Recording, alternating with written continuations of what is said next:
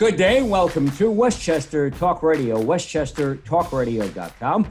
I'm John Marino, and we are produced by Sharc Creative, made possible by Robeson Oil, the house that service built. By Lipolis Electric, don't be left in the dark. Get Lipolis by Hightower Westchester, managing your wealth through a fiduciary standard by White Plains Hospital. Michael Labriola, landscape design and construction of Armonk, and by Tompkins Mahopac Bank. We are joined by Josh Thomson here on the Sports Report. Josh Thomson is the sports editor for the Journal News, LowHUD.com, and the Poughkeepsie Journal, covering high school sports throughout sections 1 and 9, the 7-county area of the lower and mid-Hudson Valley. Josh Thomson, we recently wrapped up, we've talked about it before, the most unique high school sports year I think we'll ever see in our lifetime. I hope as we got towards the end of the year, the spring sports season, did people all the way around, athletes, administrators, and fans, parents, etc., seem to be easing up personally? Not only the fact that a lot of the restrictions were eased throughout the year that we had to deal with, but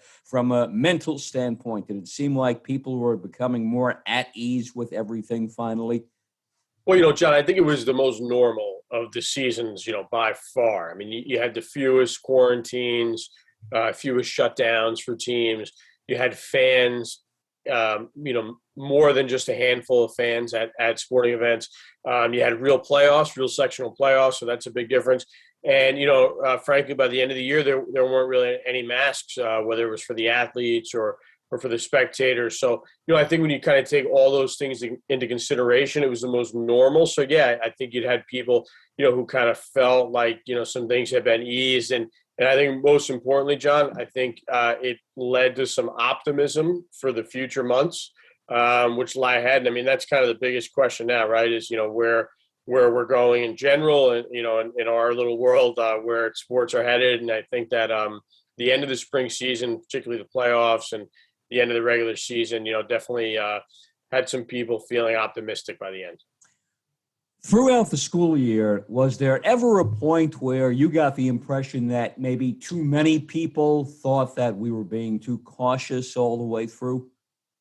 There are definitely, people who felt we were being cautious. But, if you speak to some of the teams that had trouble staying on the court or staying on the field because of quarantines and because of, cases that had popped up at their school, I think that, they might kind of say otherwise. I think just from what, you could gather, it seemed like a lot more, whether it was in school or athletes socializing outside of school and outside of sports is kind of what led to outbreaks. I never heard a story of, somebody on a football team had COVID and then 12 other kids got it. I mean, you never really heard that kind of story. So I think that's a positive. But you're always gonna have people that kind of look at it both ways and maybe think that things were too cautious. But the way it turned out at the end, it's hard to say it was too cautious. It was successful, especially the last couple months, and the success there is something I think that should be praised. And it was a very normal spring season, so there wasn't really anything outside of a state playoffs that didn't happen. And again, state playoffs only happen for 4 or 5 teams in each sport. So you're talking about just a handful of schools and a handful of programs that were affected in a negative way. I think just the presence of a sectional playoff tournament, really was a positive thing. And I think that everyone should look at that as a success story.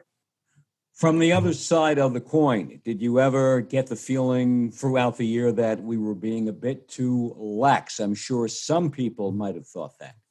There was definitely some talk about that. You'd see during a basketball game or something that the masks were around the chin. You didn't see it up over the mouth and nose as it was, as it should have been. And I think that that was kind of inevitable. I think, you see like in the Patriot League, I went to Boston University and BU wore masks all basketball season. I don't think that they were over their mouths or nose, 100% of the time in those games either. So, I think in competitive play, running, jumping, knocking into each other, you kind of expect something like that to happen. There were definitely people who would notice it and point it out and say it was unsafe. But again, I don't know that there's an example I have, at least around here, where, somebody was being lax, and then, it led to a big outbreak.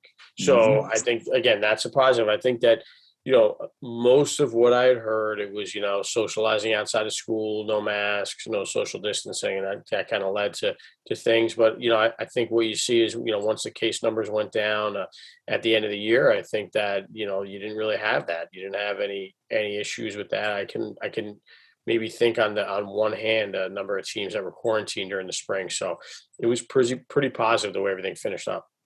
Was it difficult for officials and within school systems to have our guidelines enforced, especially during competition out there? Do the officials maybe once too often have to go over to somebody and say, got to pull your mask up or do this or do that? I don't think the officials were really the ones who were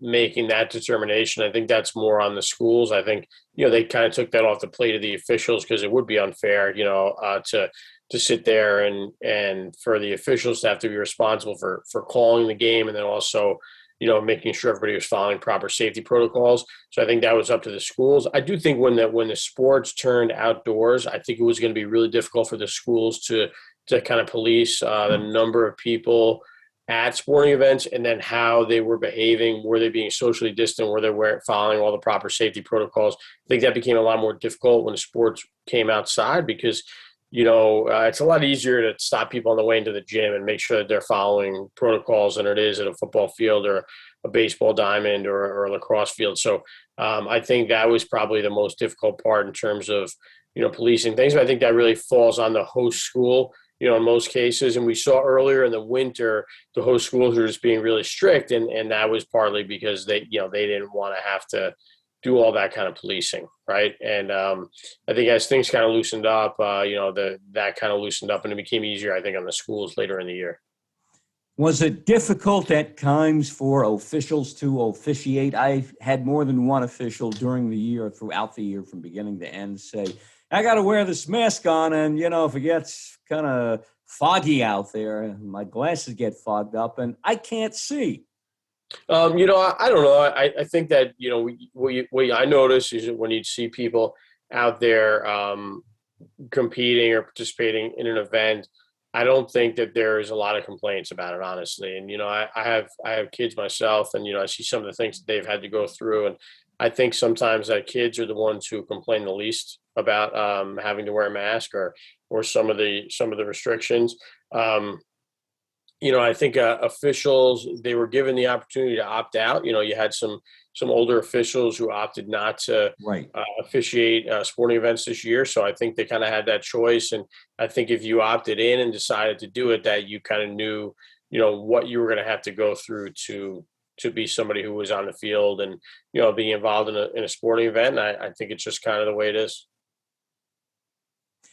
The way the ball bounced and rolled across this country throughout the school year, we saw certain areas that seemed to be more red state-ish.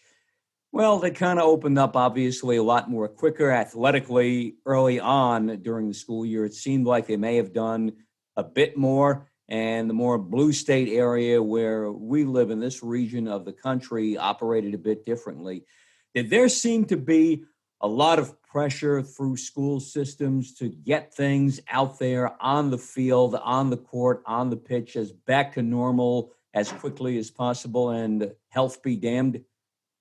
No, I don't think so. I think that, people wanted to play. Obviously, I think that the months of December and January were really tough because there was nothing going on for the most part. There were a few lower risk sports like I think gymnastics and swimming and, some track being done outdoors. I mean, that was pretty much it. There was a lot that didn't happen. I think the one sport maybe where schools felt the most pressure was probably wrestling, because it was kind of a little bit twisting in the wind in February. And so different schools did different things, took different approaches. We had the first ever wrestling meets held outside, right? So there were some things that were done differently, and that's obviously done out of an urgency to get something in for those athletes, but I don't know. I mean, I think that, when all is said and done, if your team didn't have to deal with shutdown, the seasons were pretty substantial. The winter season was short. It was 5 or 6 weeks, but, I think there were teams that played as many as 15 games. That's really not bad. A lot of teams in a year might only play 20. So 15 is not bad. Same with the spring season. There were teams that played, I think, as many as 22. Maybe they'd played 24, 25, 26. So, I think that ended up being pretty strong. I do think there's definitely pressure. Everything now becomes kind of politically charged. So there's certainly that was happening, as all these discussions were going on. And I think that, in hindsight, maybe if the winter season started a couple weeks earlier, it could have been more of a, valid season or whatever. But you have to weigh that against kind of the health situation. And, there's a lot to consider and just a lot of uncertainties and everything. So, like I said, I think all things considered, I think, things were handled pretty well. Could there have been a football season or volleyball season last fall? There probably could have been. I mean, could there have been sports started September 1st instead of, late September or early October? Yeah, I'm sure there probably could have been. There were, lower case numbers, and when they ended up starting some of these higher risk sports, right, in February and March. But it's easy to say things like that in hindsight. So.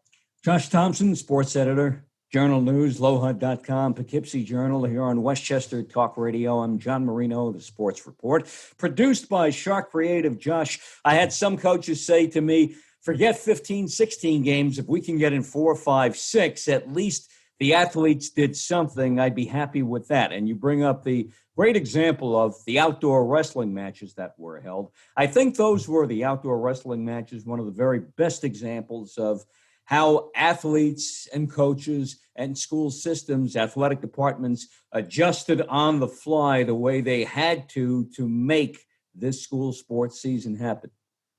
Yeah, the two things I really point to is that the outdoor wrestling matches, I believe they were at Tappan Zee and Mamaroneck High Schools. And then you had during the winter season, they were conducting track meets in the parking garage of the Palisades Center Mall. Right.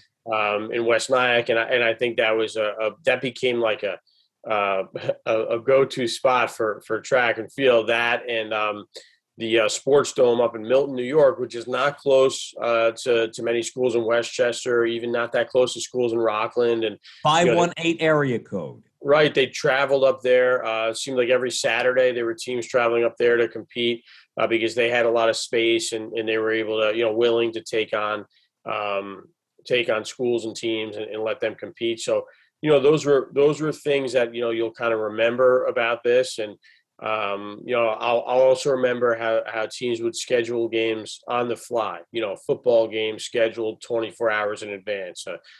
Two basketball teams that had their opponents cancel games because they were on, COVID protocols. And, the two teams just said, hey, why don't we play, tomorrow? And that, that's something that happened quite a bit. You just kind of had to adjust on the fly and make it work. And those are kind of the things that I think are probably the most memorable things that'll come of this. But, we're going to be doing some work on this over the summer. There are going to be some positives that came out of this or some positives, maybe not the right word, but maybe some new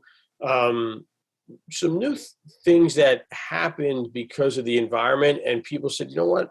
That's a pretty good idea. Let's keep that going. Let's kind of try to continue that and make that a tradition. And we're going to kind of look into that a little bit this summer and see, if there are things that teams will keep. Here's an example, John. There was a lot of virtual film review, right, that teams did. You think of football in particular, but all teams now are doing film work.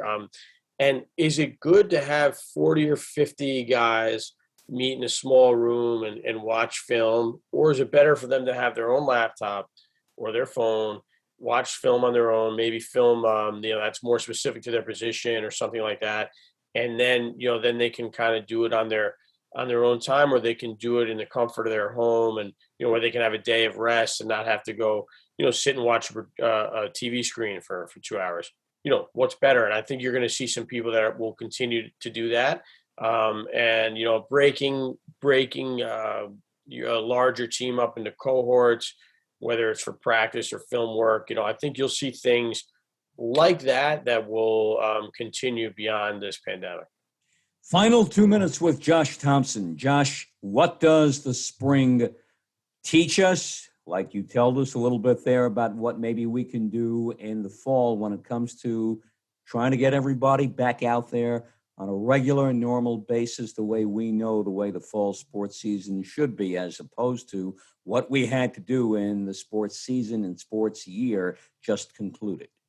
I haven't seen any signs that there'll be anything that's not your typical normal fall season coming up. There's been a lot of 7-on-7 scrimmages and football camps, and there's a soccer leagues going on, and summer lacrosse and baseball, and none of it's been done with any of those restrictions, maybe that we would have seen last spring and last summer.